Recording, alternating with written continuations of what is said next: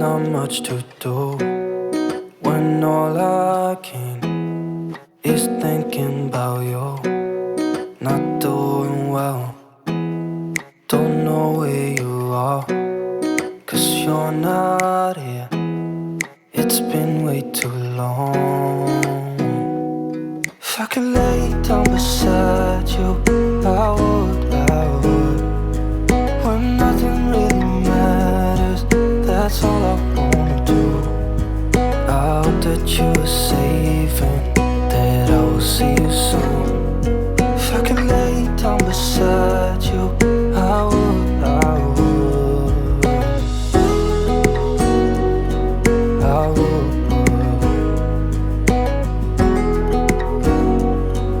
I would. We talk on the phone every night. Love to hear your voice. Not sleeping well, and I know that you're right, but you should know it. You've been gone for way too long now. If I could lay down beside you, I would, I would. When nothing really matters, that's all I wanna do. I hope that you are safe and that I will see you soon.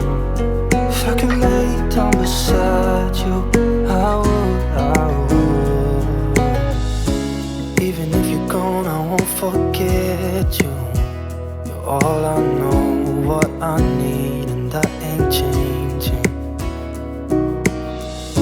And even if you're gone, I will remember. You're all I know, what I need, and that ain't changing.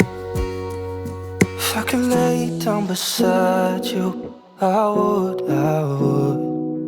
When nothing really matters, that's all I wanna do.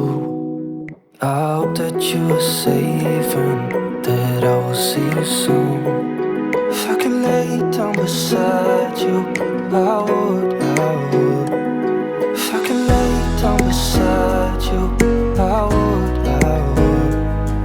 When nothing really matters, that's all I wanna do.